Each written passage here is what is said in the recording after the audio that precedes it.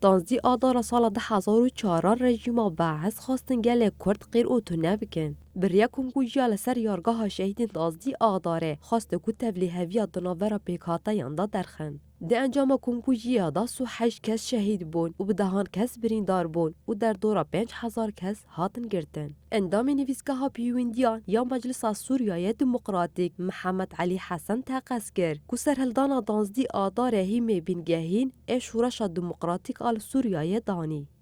انتفاضة القامشلي يجب أن نعود للتاريخ. د سال 1998 ده لگوری پیمان آدانای د نابورا مصر، سوری و ترکیه ده لحفکرنک جبویدانینا کامبرا اولهیه هبو.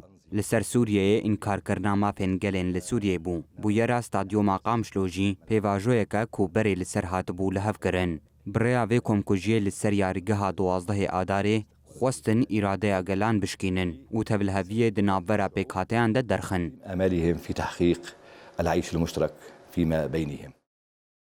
محمد بیرم هفسروک پارتیا سوریای پیش رو جل شعبایجی گود تواهی دستکفتی کل هرم هاتنه بدست خستن بر همین سرهلدانا قامشلونه. طبعا بذكرى السنوية لانتفاضة مدينة قامشلو. ام کمکوژی و بیرانینا دوازدی آداری ببیرتینن و بجنا خوال همبری شهیدین خود طوینن و تواهی دستکفتین کو لحرم هاتم دستخستن بر همین سرهلدان قامشلوینه. بتایبتی کو ذهنیت شوفینین دولتان کنا هیلن هر پیکاته به زمان خواه چند و ناستامه خواه هبونا خواه اثبات بکه. قبول ناکن.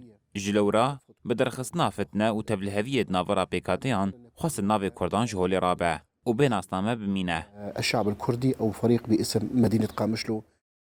پارتیا سوریای پیش روجه و مجلس سوریای دموکراتیک بانگ لطوای هیزن اجتماعی سوریای کرن که روش سوریای ببینن.